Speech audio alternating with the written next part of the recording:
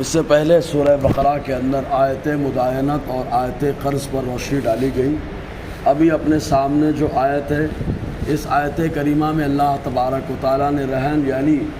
گروی رکھنے کا تذکرہ فرمایا۔ چنانچہ اللہ تبارک و تعالیٰ ارشاد فرماتا ہے، اگر کوئی آدمی سفر میں ہو اور وہاں پر قرض لینے کی نوبت آ جائے اور وہاں نہ کوئی لکھنے والا ہو نہ کوئی گواہ ہو، تب ایسی صورت میں قرض لینے والا جس سے قرض لے رہا ہے کوئی سامان ضمانت کے طور پر گروی رکھ دے اور اس کے بعد وہاں سے چلا آئے اور پھر جا کر کے ضمانت کا سامان اور گروی رکھا ہوا سامان واپس لے سکتا ہے۔ تو اللہ تبارک و تعالیٰ نے اس کا ذکر فرمایا۔ اب یہاں پر ایک مسئلہ قابل غور یہ ہے کہ آیا جو آدمی سامان گروی رکھ رہا ہے، کبھی کبھی گھر آدمی گروی رکھ دیتا ہے، کبھی زمین گروی رکھ دیتا ہے اور قرضہ لے لیتا ہے اپنا سامان، اور یا گھر یا زمین پراپرٹی وہ گروی رکھ دیتا ہے، تو جو آدمی قرضہ دے رہا ہے سامان گروی رکھ رہا ہے، تو کیا وہ سامان سے فائدہ اٹھا سکتا ہے یا نہیں اٹھا سکتا ہے؟ تب ایسی صورت میں وہ اگر فائدہ اٹھانا چاہے تو اس سے کرایہ کا تعلق ہوگا، اس کے لیے کرایہ مقرر کرنا ہوگا۔ اگر کرایہ مقرر کر دیا جائے تب تو جائز ہوگا، اور اگر کرایہ مقرر نہ ہو تو کل قرض جر الی منفعت فہو ربا، ہر قرض جو ہے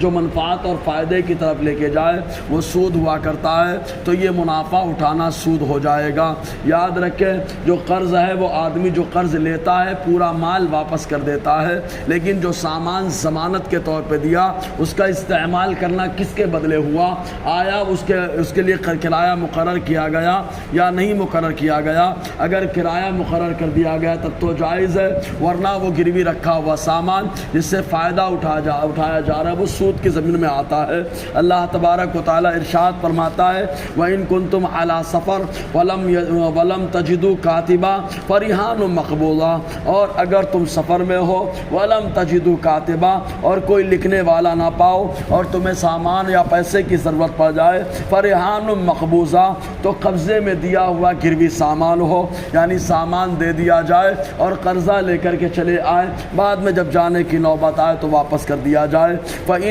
أَمِنَ بَعْضُكُمْ بَعْضًا لیکن اگر قرضہ لینے والا یہ بھی جو آدمی ہے یہ ایسا ہے کہ امانت ہے، ایک دم ہوشیار آدمی سمجھدار ہے، پیسہ واپس کر دے گا، تو قرضہ دینے والا چاہے تو ضمانت کا سامان نہ لے، وہ چل سکتا ہے، کیونکہ اللہ تعالیٰ فرماتا ہے فَإِنْ أَمِنَ بَعْضُكُمْ بَعْضًا اگر تم میں کا بعض سے مطمئن ہے، فَلْيُؤَدِّ الَّذِي اؤْتُمِنَ أَمَانَتَهُ وَلْيَتَّقِ اللَّهَ رَبَّهُ تو چاہیے کہ وہ ادا کرے جو امانت دار بنایا گیا ہے اپنی امانت کو، یعنی جو قرض لیا ہے اسے چاہیے کہ وہ اپنا قرضہ واپس کر دے، اور مکمل اپنی اس کی ضرورت پوری ہونے کے بعد وَلْيَتَّقِ اللَّهَ رَبَّهُ اور چاہیے کہ اللہ سے ڈرے جو اس کا رب ہے، اس لیے کہ عام طور سے آدمی قرض لینے کے بعد بھول جاتا ہے، فراموش کر دیتا ہے، حالانکہ یہ معاملہ بڑا سخت ہے کہ آدمی قرضہ لے اور لینے کے بعد کھا جائے، نہ دے، واپس کرے۔ حضور صلی اللہ علیہ وسلم نے اس آدمی کے جنازے کی نماز پسند نہیں فرمائی ہے، حضور نے جنازہ پڑھانے سے منع فرما دیا ہے،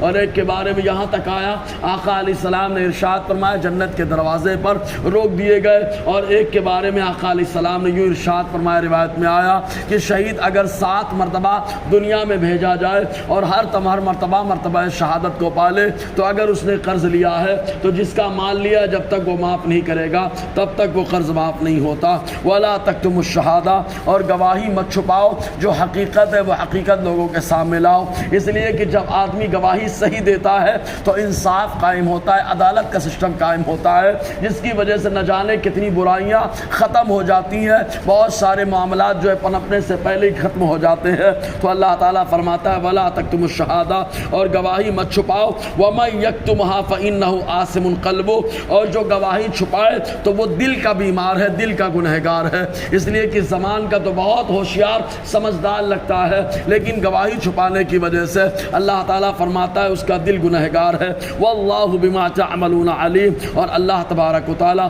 تمہارے اعمال کو خوب جاننے والا ہے۔ انشاءاللہ اور آگے گفتگو رہے گی۔ اللہ تعالیٰ ہم سب کو فیضان قرآن، برکات قرآن سے مالا مال فرمائے۔